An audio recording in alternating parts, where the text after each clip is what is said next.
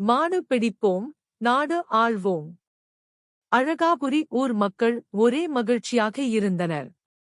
அதற்குக் காரணம், அன்றுதான் பொங்கல் பண்டிகை ஆரம்பம் ஆனது. பரமார்த்தரும் சீடர்களும் கூட மிகவும் சுறுசுறுப்பாய் இருந்தனர். மறுநாள் மாட்டுப் பொங்கலும் வந்துவிட்டது. குருவே, குருவே என்று கத்திக்கொண்டே ஓடி வந்தான் மண்டு. இன்று சாயங்காலம் ஊர் எல்லையில் நிறைய பந்தயம் எல்லாம் நடக்கப் போகுதாம். பந்தயமா? என்ன அது? என்றபடி குருவும் சீடர்களும் அவனைச் சூழ்ந்து கேட்டார்கள். காளை மாட்டின் கொம்புகளுக்கு வண்ணம் பூச வேண்டுமாம். அப்புறம் ஜல்லிக்கட்டு கூட நடக்கப் போகுதாம்.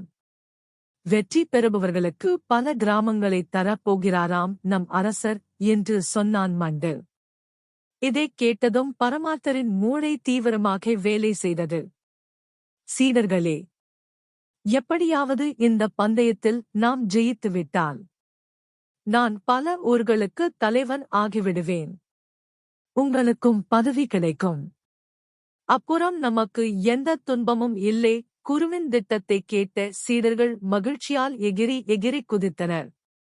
குருவே, நீங்கள் கவலையே படாதீர்கள்.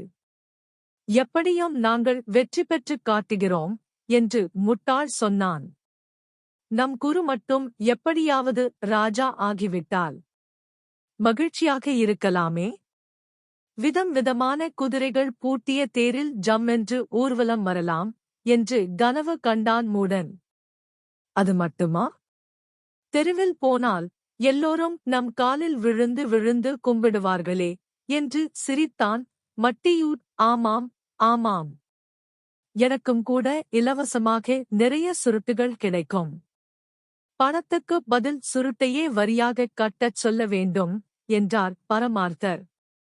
குருவே, இன்னொரு கட்டளையும் போட வேண்டும். இனிமேல் புதிதாக குதிரைகள் போடும் முட்டைகள் எல்லாம் மன்னருக்கே சொந்தம் என்று சொல்லிவிட்டால் எல்லா குதிரைகளும் நமக்கே கிடைத்துவிடும் என்று மடையன் யோசனை சொன்னான்.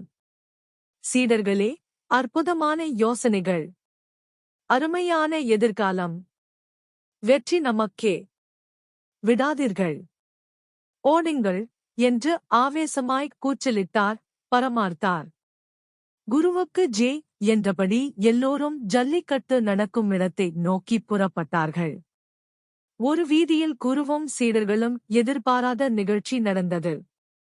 ஐயா, அந்த மாட்டைப் பிடியுங்கள் என்று கூச்சலிட்டுக் கொண்டு ஒரு தடித்த அம்மாள் பரங்கிக்காய் போன்ற தன் உடலை தூக்க முடியாமல் தூக்கிக் கொண்டு நடந்து வந்தாள். இலேசாகக் காற்று வீசினால் கூட 3 முறை குட்டிக்கரணம் போட்டு உருளும் அளவுக்கு ஒரு பசுமாடு வாயில் நுரை வழிய நொண்டி நொண்டி தள்ளாடி நடந்து வந்தது. அது அவளுக்கு போக்கு காட்டிக் கொண்டிருந்தது. அதன் விலாவில் வரிவரியாக எலும்புகள் துருத்திக் கொண்டிருந்தன. மாட்டுப் பொங்கல் என்பதால் கொம்புகளுக்கு வண்ணம் பூசி பூவும் சுற்றப்பட்டு இருந்தது. பொங்கல் தயாரித்த பெண் அதை தன் அருமையான பசுமாட்டுக்கு ஊட்டுவதற்காக ஒரு பெரிய கிண்ணத்தில் வைத்திருந்தாள். அந்த கிண்ணம் அடிக்கடி பசுமாட்டுக்கு மருந்து கரைத்து ஊட்டுவதற்கு பயன்படுத்தப்படுவது. எனவே ஏதோ மருந்து ஊட்ட வருகிறாள் என்று நினைத்து பசு தள்ளாடி தடுக்கி ஓட்டம் பிடிக்கத் தொடங்கியிருந்தது. இதற்கிடையே தாடி மீசையும் சுருட்டும் புகையுமாக பரமார்த்த குருவும் அலங்கோல விசித்திரங்களாக அவரது சீடர்களும் எதிரே வரவே அவர்களைக் கண்டு மாடு மிரண்டது. இதோ ஒரு ஜல்லிக்கட்டு காளை மைதானத்திலிருந்து தப்பி வந்திருக்கிறது என்று சீடர்கள் அதைச் சூழ்ந்து கொண்டார்கள். விடாதே, விடாதே, வாலைப்பிடி, இதை அடக்கி மன்னரிடம் பரிசு வாங்கிவிடலாம் என்று குரு கட்டளையிட எல்லா சீடர்களும் ஒரே நேரத்தில் மாட்டின் வாலை பிடித்து இழுத்தார்கள். வால் பாதியாக அறுந்தது. வேதனை தாழாமல் குரல் எழுப்பிய மாடு தன்னிடமிருந்த கொஞ்சம் நஞ்சம் சக்தியையும் திரட்டி கழுதை போல் ஒரு உதை விட்டது. இதில் மட்டிக்கம் மடையனுக்கும் மூக்கு பீந்தது. இருவரும் கதறிக்கொண்டு தூரப்போய் விழுந்தார்கள். இது மாடா அல்லது கழுதையா என்று திகைத்த குரு, கொம்பு இருப்பதைப் பார்த்து பொல்லாத மாடாக இருக்கிறதே, கொம்மை பிடியுங்கள். அப்போதுதான் அடங்கும், என்று பதறியவாறே சொன்னார்.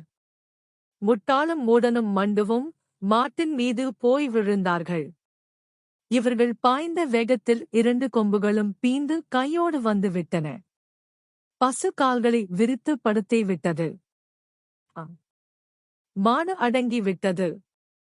அடங்கி விட்டது என்று குருவும் சீடர்களும் குதித்தார்கள். ஐயோ! என் கண்ணுண்ண! என் செல்லம்! போச்சே!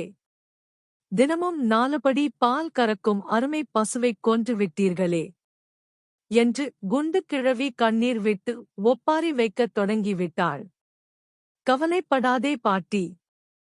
மாட்டை அடக்கிய வீரச் செயலை மன்னரிடம் சொல்லி, கிடைக்கும் பரிசு பணத்தில் உனக்கு நஷ்ட ஈடு கொடுத்து விடுகிறோம், என்று கூறி அவளைச் சீடர்கள் சமாதானப்படுத்தினார்கள். குற்றீராகக் கிடந்த பசு மாட்டை ஒரு கட்டை வண்டியில தூக்கிப் போட்டுக் கொண்டு ஜல்லிக்கட்டு மைதானத்துக்குப் போனார்கள். போய் சேருவதற்குள் மாடு இறந்து விட்டது. ஜல்லிக்கட்டுக் காளையை அடக்குவதாக நினைத்து நோஞ்சான் பசு மாட்டின் உயிரையும் போக்கிய குருவையும் சீடர்களையும் கண்டு மைதானத்தில் திரண்டிருந்த மக்கள் குலுங்கிக் குலுங்கிச் சிரித்தார்கள். ஆனால் ஒரு பசுவைக் கொன்ற குற்றத்திற்காக குருவுக்கும் சீடர்களுக்கும் சாட்டையடிகள் தரப்பட்டன.